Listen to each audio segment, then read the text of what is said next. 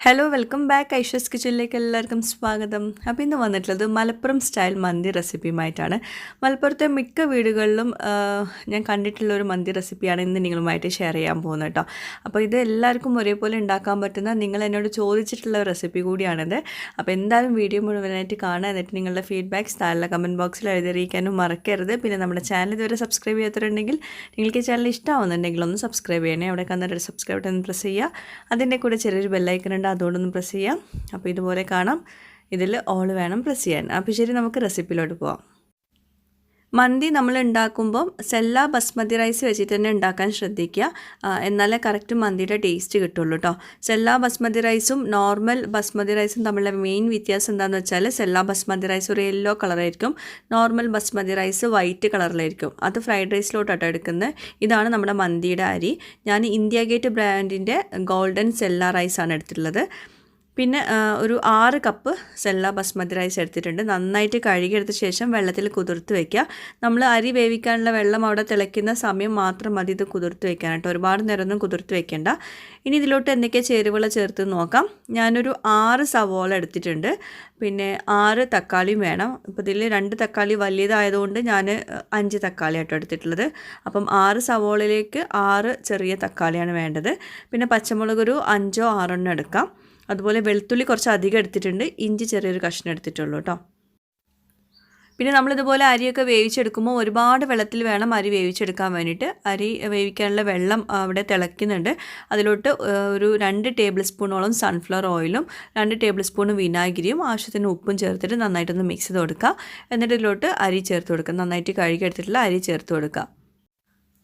പിന്നെ നമ്മൾ ഈ സെല്ല ബസ്മതി റൈസ് നന്നായിട്ട് വേവിച്ചെടുക്കണം. നമ്മൾ കഴിച്ച് നോക്കിയിട്ടുണ്ടെങ്കിൽ അത് നന്നായിട്ട് വെന്തിരിക്കണം കേട്ടോ. അത് പിന്നെ എക്സ്ട്രാ വേവൊന്നുമില്ല, ദമ്മിലിടുമ്പം കൂടുതൽ വേവൊന്നുമില്ല. അപ്പോൾ അതുകൊണ്ട് വെന്ത ശേഷം മാത്രം അത് ഊറ്റിയെടുക്കാവൂ. അതൊന്നും പ്രത്യേകം ശ്രദ്ധിക്കുക കേട്ടോ.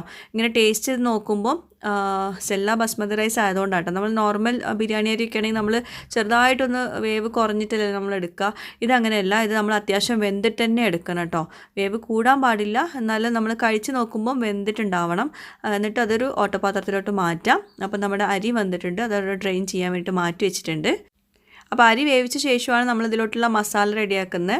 അപ്പം ഒരു പാന് ചൂടാക്കിയിട്ട് അതിലേക്ക് ഒരു 1/2 കപ്പ് സൺഫ്ലവർ ഓയിൽ ഒഴിച്ചു കൊടുക്കുക കേട്ടോ. 1/2 കപ്പ് മതി, ഒരുപാടൊന്നും വേണ്ട.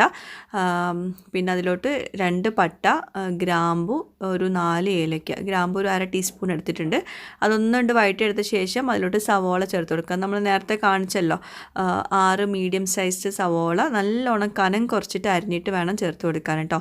എന്നാലേ നമുക്ക് പെട്ടെന്ന് വഴണ്ട് കിട്ടുള്ളൂ. പിന്നെ നമ്മൾ മന്തി കഴിക്കുമ്പോൾ അതിൽ സവോള ഉള്ളതുപോലൊന്നും തോന്നാൻ പാടില്ല, മസാലയൊക്കെ ഉള്ളതുപോലെ തോന്നാൻ പാടില്ല. അപ്പോൾ അതുകൊണ്ട് നല്ലോണം സ്ലൈസായിട്ട് അരിഞ്ഞെടുക്കുക. എന്നിട്ട് നന്നായിട്ടൊന്ന് വഴറ്റിയെടുക്കുക. ഒരു പച്ചമണം ഒന്ന് മാറിയ ശേഷം അതിലോട്ട് നമ്മൾ നേരത്തെ അത് ഞാൻ കാണിച്ചിട്ടുണ്ടായിരുന്നു, വെളുത്തുള്ളി കുറച്ച് അധികം എടുത്തിട്ടുണ്ട്, ഇഞ്ചി ചെറിയൊരു പീസ് എടുത്തിട്ടുള്ളൂ, അത് പേസ്റ്റ് ആക്കി എടുത്തിട്ടുണ്ട്. അപ്പോൾ ഇഞ്ചി വെളുത്തുള്ളി പേസ്റ്റ് ചേർത്ത് കൊടുക്കാം. എന്നിട്ട് അതിൻ്റെ ഒരു പച്ചമണം മാറിയിട്ട് നമുക്കിതിലോട്ട് ജീരകപ്പൊടി ചേർത്ത് കൊടുക്കാറുണ്ട്. ഞാനിപ്പം ജീരകപ്പൊടി ഇവിടെ ഇല്ലാത്തതുകൊണ്ട് ഞാൻ ജീരകം ജസ്റ്റ് ഒന്ന് ബ്ലെൻഡറിൻ്റെ ജാറിലിട്ട് ഒന്ന് ഇങ്ങനെ കറക്കി എടുത്തിട്ടുണ്ട്. അതൊരു 1.5 ടേബിൾ സ്പൂണോളം ചേർത്ത് കൊടുക്കുക. പിന്നെ പ്രത്യേകം ശ്രദ്ധിക്കുക, ഇത് ചെറിയ ജീരകത്തിൻ്റെ പൊടിയാണ് കേട്ടോ. ചെറിയ ജീരകം ഒരു 1.5 ടേബിൾ സ്പൂണ് ചേർത്ത് കൊടുത്തിട്ടുണ്ട്. പിന്നെ ഒരു ടീസ്പൂണോളം ഇത് അറബിക് മസാലയാണ്. നമ്മൾ കപ്സലേക്കും അതുപോലെ മജ്ബൂസൊക്കെ ഉണ്ടാക്കുമ്പോൾ ചേർക്കുന്ന മസാല ഉണ്ടല്ലോ, അതാണ്. അതിൻ്റെ റെസിപ്പി ഞാൻ മുമ്പ് കൊടുത്തിട്ടുണ്ടായിരുന്നു. ഇതിവിടെ ഓൾറെഡി ഉണ്ടാക്കി വെച്ചതാണ്. അപ്പോൾ അതുകൊണ്ട് ഞാനത് ഒരു ടീസ്പൂൺ ചേർക്കുന്നുണ്ട്.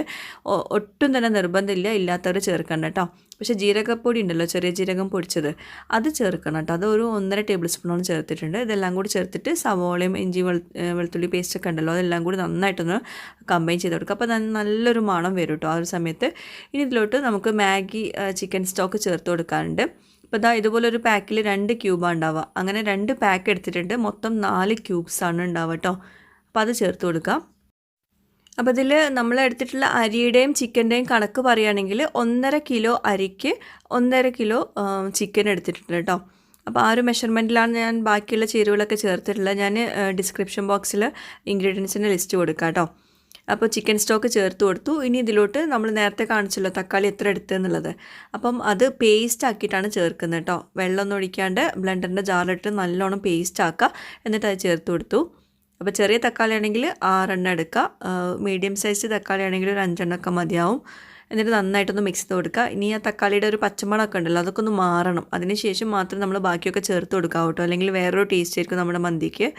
അപ്പം ഇത് നന്നായിട്ട് കുക്കായിട്ടുണ്ട്. ആ ഒരു പച്ചമണമൊക്കെ ഒന്ന് മാറിയിട്ടുണ്ട്. നിങ്ങൾക്ക് വേണമെങ്കിൽ ടേസ്റ്റ് ചെയ്ത് നോക്കാം. ഈ ഒരു സ്റ്റേജിൽ നല്ലൊരു ടേസ്റ്റൊക്കെ ആയിരിക്കും. ഇനി ഇതിലോട്ട് പച്ചമുളകും പിന്നെ ഉണങ്ങിയ നാരങ്ങയും കൂടി ചേർത്ത് കൊടുക്കുകയാണ്. പച്ചമുളക് നമ്മൾ കീറിയെടുക്കൊന്നും വേണ്ട, നേരെ അങ്ങനെ ഇട്ട് കൊടുത്താൽ മതി. പിന്നെ ഇതിലോട്ട് ഇനി ചേർക്കാനുള്ള സ്പെഷ്യൽ ചേരുവകളാണ് ചില്ലി സോസ്. അതൊരു 2 ടേബിൾ സ്പൂണോളം ചേർത്ത് കൊടുക്കുക. ഇത് ഗ്രീൻ ചില്ലി സോസാണ്. നമ്മൾ ചിക്കൻ ചില്ലിയിലോട്ടൊക്കെ ചേർക്കുന്ന സോസ് ഉണ്ടല്ലോ അതാണ്. അപ്പോൾ 3 തരം സോസ് നമ്മളിതിലോട്ട് ചേർക്കുന്നുണ്ട് കേട്ടോ. അപ്പോൾ 2 table spoon green chilli sauce ചേർത്ത് കൊടുത്തു.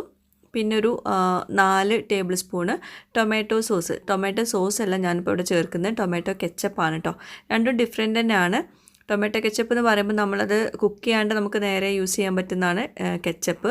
സോസ് എന്ന് പറയുമ്പം നമ്മൾ കുക്ക് ചെയ്ത് യൂസ് ചെയ്യേണ്ടതാണ് സോസുകളൊക്കെ കേട്ടോ. അപ്പോൾ ഞാനിപ്പോൾ ഇവിടെ എടുത്തിട്ടുള്ളത് ടൊമാറ്റോ കെച്ചപ്പാണ്.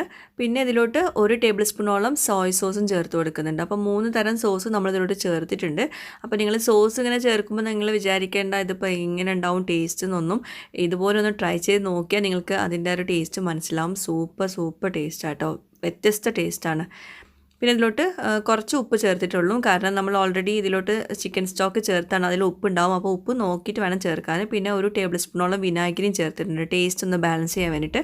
എന്നിട്ട് എല്ലാം കൂടി നന്നായിട്ടൊന്ന് മിക്സ് ചെയ്ത് കൊടുക്കുക. ഇനി ഇത് നന്നായിട്ടൊന്ന് കുക്കാവണം കേട്ടോ, എന്നിട്ട് മാത്രമേ ചിക്കൻ ഇട്ട് കൊടുക്കാവൂ. അപ്പോൾ സാധാരണ മന്തിയിൽ നിന്നും ഈ ഒരു മന്തി ഡിഫറെൻ്റ് ആക്കുന്നത്, ഒരുപാട് പേര് എന്നോട് ചോദിച്ചിട്ടുള്ളൊരു കാര്യമാണ് ഈ തൊലിയില്ലാത്ത ചിക്കൻ വെച്ചിട്ട് നമുക്ക് മന്തി ഉണ്ടാക്കാൻ പറ്റുമോ. അപ്പോൾ ഞാൻ മുമ്പ് മന്തിയുടെ കറക്റ്റ് റെസിപ്പി കൊടുത്തിട്ടുണ്ടായിരുന്നു, റെസ്റ്റോറൻറ്റ് സ്റ്റൈലുള്ള മന്തി റെസിപ്പി. അപ്പോൾ അതിലൊക്കെ തൊലിയുള്ള ചിക്കന്, വലിയ ചിക്കനൊക്കെ ആയിരുന്നു എടുത്തിട്ടുണ്ടായിരുന്നത്. പക്ഷേ എല്ലാവർക്കും ഒരേപോലെ തൊലിയുള്ള ചിക്കൻ കിട്ടണം എന്നില്ല. അപ്പോൾ അതുകൊണ്ട് ഞാനിപ്പോൾ ഇവിടെ 1.5 കിലോ ചിക്കൻ, തൊലിയില്ലാത്ത ചിക്കനാണ് ചെറിയ പീസാക്കിയിട്ട്, നമ്മൾ കറി കട്ടി പീസിലാണ് ഈ ഒരു ചിക്കൻ ഇതിലോട്ട് ചേർക്കുന്നത് കേട്ടോ. അപ്പോൾ ഇത് ഈ സോസും ഇതെല്ലാം കൂടി ആകുമ്പോൾ വല്ലാത്തൊരു ടേസ്റ്റ് തന്നെ കേട്ടോ ഇങ്ങനെ ചെയ്യുമ്പോൾ. അപ്പോൾ ഞാനിവിടെ ഒരുപാട് വീടുകളിൽ നിന്ന് ഈ ഒരു മന്തി ട്രൈ ചെയ്ത് കഴിച്ച് നോക്കിയിട്ടുണ്ടായിരുന്നു. അങ്ങനെയാണ് ഞാൻ ഈ ഒരു റെസിപ്പി ഇവിടെ ഉണ്ടാക്കുന്നത്. പ്രത്യേകിച്ച് എൻ്റെ നാത്തൂന്, എൻ്റെ ഇക്കാടെ സിസ്റ്റർ എപ്പോഴും ഉണ്ടാക്കുന്ന ഒരു റെസിപ്പിയാണത്. അപ്പോൾ ഞാൻ വിചാരിച്ചു എല്ലാവർക്കും ഒരുപാട് ഇഷ്ടമാണ് കഴിക്കാൻ വേണ്ടിയിട്ട്. ഭയങ്കര മണവും നല്ലൊരു ഫ്ലേവറൊക്കെയാണ്. അങ്ങനെ ഞാൻ ഈ ഒരു റെസിപ്പി ഇപ്പോൾ നിങ്ങളുമായിട്ട് ഷെയർ ചെയ്യുന്നത് കേട്ടോ. പിന്നെ 1 ടീസ്പൂണ് കുരുമുളക് പൊടി ലാസ്റ്റ് ചേർത്ത് കൊടുക്കുന്നുണ്ട്. അപ്പം ഈ ഒരു സ്റ്റേജിൽ നിങ്ങൾക്ക് വേണമെങ്കിൽ ടേസ്റ്റ് ചെയ്ത് നോക്കുക എന്തെങ്കിലും കുറവുണ്ടെങ്കിൽ അത് ചേർത്ത് കൊടുക്കുക കേട്ടോ. പിന്നെ ഉപ്പ് കുറച്ചുകൂടെ ചേർത്ത് കൊടുത്തിട്ടുണ്ട്. ഉപ്പ് ഒരുപാടൊന്നും വേണ്ട കേട്ടോ, ഒരുപാടായിട്ടുണ്ടെങ്കിൽ പിന്നെ നമ്മുടെ ഇതിൽ ഭയങ്കര മടുപ്പ് തോന്നും. അപ്പോൾ ഒരുപാടൊന്നും ചേർക്കണ്ട. പിന്നെ കുറച്ച് വെള്ളമൊക്കെ ഉണ്ടായിക്കോട്ടെ കേട്ടോ. ആ ഒരു സ്റ്റേജിലാണ് നമ്മളിതിലോട്ട് വേവിച്ച് വെച്ചിട്ടുള്ള ചോറ് ഇട്ട് കൊടുക്കുന്നത്. കാരണം ആ ഒരു ഗ്രേവി നമുക്ക് ഈ ചോറിലേക്കും കൂടിയുള്ള ഗ്രേവിയാണ്. അപ്പോൾ അതുകൊണ്ട് തന്നെ വെള്ളം അവിടെ ഉണ്ടായിക്കോട്ടെ. ചെറിയ തീയിൽ വെച്ചിട്ട് നമുക്ക് 1/2 മണിക്കൂർ ഇത് ദമ്മ് ഇങ്ങനെ ഇട്ട് കൊടുക്കാനുണ്ട്. അപ്പോൾ അവിടെ കിടന്നിട്ട് വേവട്ടെ കേട്ടോ. അപ്പോൾ ചിക്കന് ഏകദേശം കുക്കായ ശേഷമാണ് ഞാനിങ്ങനെ ദമ്മിടുന്നത്. പിന്നെ ലാസ്റ്റ് ഒരു 4 ടേബിൾ സ്പൂണോളം സൺഫ്ലവർ ഓയിൽ മുകളിൽ ഒഴിച്ചു കൊടുക്കുന്നുണ്ട്. കളറൊന്നും ആഡ് ചെയ്യുന്നില്ല. നിങ്ങൾക്ക് വേണമെങ്കിൽ ചിക്കനിലോട്ട് കളർ ആഡ് ചെയ്ത് കൊടുക്കുക. പക്ഷേ എൻ്റെ അഭിപ്രായത്തിൽ ഒന്നും ആവശ്യമില്ല കേട്ടോ. ഭയങ്കര ടേസ്റ്റാണ് ഇങ്ങനെ തന്നെ ഉണ്ടാക്കുമ്പോൾ. കാണാൻ കുറച്ചൊരു ലുക്ക് കുറവുണ്ടാവും, പക്ഷെ ഭയങ്കര ടേസ്റ്റാണ്. അപ്പോൾ ഇതൊരു 1/2 മണിക്കൂർ ദമ്മിട്ട് കൊടുക്കുക ചെറിയ തീയിൽ വെച്ചിട്ട് കേട്ടോ. അപ്പോൾ 1/2 മണിക്കൂറിന് ശേഷം നമുക്ക് ദമ്മൊന്ന് തുറന്ന് നോക്കാം. അപ്പോൾ നമ്മുടെ ചോറും അതുപോലെ ചിക്കനൊക്കെ നന്നായിട്ട് കുക്കായിട്ടുണ്ടാവും. കാരണം ചിക്കൻ ചെറിയ പീസാക്കിയിട്ടാണ് നമ്മൾ കട്ട് ചെയ്തിട്ടുള്ളത്. ഓൾറെഡി കുക്കായിട്ടുള്ള ചിക്കനാണ്, കുക്കായിട്ടുള്ള റൈസൊക്കെ ആണ്. അപ്പം ഈ ദമ്മ് പൊട്ടിക്കുന്നത്, ഇതിങ്ങനെ മിക്സ് ചെയ്യുന്നത് പലർക്കും അറിയാത്തൊരു സംഭവമാണെന്ന് തോന്നുന്നു. കാരണം കുറേ പേരോട് ചോദിച്ചിട്ടുണ്ടായിരുന്നു എങ്ങനെ മിക്സ് ചെയ്യുമ്പോൾ ഉടഞ്ഞു പോകുന്നു എന്നൊക്കെ. അപ്പോൾ ആദ്യം നിങ്ങൾ ചെയ്യേണ്ടത് ആ മുകളിലുള്ള റൈസ് ഉണ്ടല്ലോ അതൊന്ന് ചെറുതായിട്ടൊന്ന് മിക്സ് ചെയ്തിട്ട് ഇങ്ങോട്ടേക്ക് വേറൊരു പാത്രത്തിലോട്ട് മാറ്റി വെക്കുക കേട്ടോ. അല്ലെങ്കിൽ നമ്മൾ ഈ ഇത്രയും റൈസും ചിക്കനും വെച്ചിട്ട് നമ്മൾ ഈ പാത്രത്തിൽ തന്നെ എല്ലാം കൂടി മിക്സ് ചെയ്യുമ്പോൾ എങ്ങനെയായാലും ചിക്കനൊക്കെ നല്ല രീതിയിൽ കിട്ടണം എന്നില്ല. അപ്പോൾ ഇതുപോലെ വേറൊരു പാത്രത്തിലോട്ട് ആ ഒരു വൈറ്റ് റൈസും അതിൻ്റെ കൂടെ കുറച്ചൊരു ഗ്രേവിയും കൂടി ചേർത്തിട്ടൊന്ന് മാറ്റി വയ്ക്കുക. അതിന് ശേഷം നമുക്ക് ചിക്കൻ നന്നായിട്ട് ഇതുപോലെ ഒന്ന് മിക്സ് ചെയ്ത് കൊടുക്കുക. അപ്പം നമുക്ക് മസാലയുള്ള ചോറ് ഇങ്ങനെ വേറെ സെപ്പറേറ്റ് ആയിട്ട് കിട്ടും. പക്ഷേ ഇതിപ്പം മന്തിയാണല്ലോ നമ്മൾ ഉണ്ടാക്കുന്നത്, അതുകൊണ്ട് നമുക്ക് ഈ ഒരു മസാല മൊത്തത്തിൽ എല്ലാ റൈസിലോട്ടും കിട്ടണം. ബിരിയാണി ആണെങ്കിൽ നമുക്ക് റൈസ് അങ്ങനെ മാറ്റി വയ്ക്കാം. പക്ഷേ മന്തിയിലോട്ട് നമുക്ക് ഓരോ അരി എടുത്ത് കഴിക്കുമ്പോഴും അത് നല്ല ഫ്ലേവർഫുൾ ആവണം. അപ്പോൾ അതുകൊണ്ട് തന്നെ ഇതുപോലെ കുറേശ്ശെ ചോറ് മുകളിൽ ഇങ്ങനെ ഇട്ട് കൊടുത്തിട്ട് ഇങ്ങനെ മിക്സ് ചെയ്തുകൊണ്ടിരിക്കുക. അപ്പോൾ നമുക്ക് നല്ല പാകത്തിൽ എല്ലായിടത്തും ഒരേപോലെ മസാല എത്തുന്ന രീതിയിൽ നമുക്ക് ചോറ് റെഡിയാക്കി കിട്ടും കേട്ടോ. അപ്പോൾ ഇങ്ങനെയാണ് സംഭവം. കുറേ പേര് എനിക്ക് പേഴ്സണലി മെസ്സേജ് അയച്ച് ചോദിച്ചതാണ് എങ്ങനെയാണ് ഈ ചോറും അതുപോലെ ചിക്കനെല്ലാം കൂടി മിക്സ് ചെയ്യുക, അത് മിക്സ് ചെയ്യുമ്പോൾ ശരിയാവുന്നില്ല എന്നൊക്കെ. അപ്പം ഇങ്ങനെ ചെയ്തെടുത്താൽ മതി കേട്ടോ.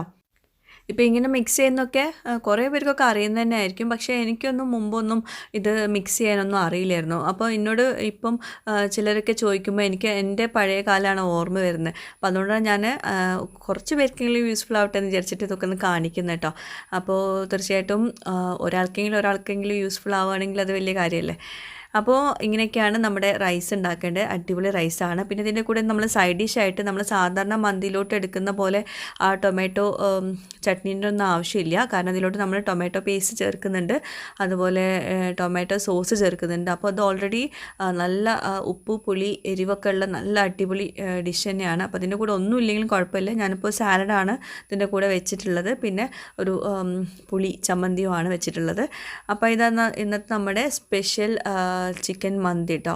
അപ്പോൾ തൊലിയില്ലാത്ത ചിക്കൻ ഇല്ലയെന്ന് വിചാരിച്ചിട്ട് ഒട്ടും തന്നെ പേടിക്കേണ്ട. ഇങ്ങനെയും നമുക്ക് ചിക്കൻ മന്തി ഉണ്ടാക്കിയെടുക്കാൻ പറ്റും. അടിപൊളി ടേസ്റ്റാണ്. കൂടുതൽ പേരും നാട്ടിൽ ഈ ചിക്കൻ മന്തി ഉണ്ടാക്കുമ്പോൾ തൊലിയില്ലാത്ത ചിക്കനാണ് കിട്ടുന്നത്, തൊലിയുള്ള ചിക്കൻ എല്ലായിടത്തും കിട്ടുന്നില്ല എന്നുള്ളൊരു കംപ്ലയിൻറ്റുമായിട്ട് മുമ്പത്തെ എല്ലാ റെസിപ്പീസിലും കമൻസിൽ ഉണ്ടാവാറുണ്ട്. അപ്പോൾ അതുകൊണ്ട് തൊലിയില്ലാതെ ചിക്കൻ വെച്ചിട്ട് നിങ്ങൾ മന്തി ഉണ്ടാക്കുവാണെങ്കിൽ ഇതുപോലെ ഒന്ന് ട്രൈ ചെയ്യുക കേട്ടോ. അടിപൊളി ടേസ്റ്റാണ്.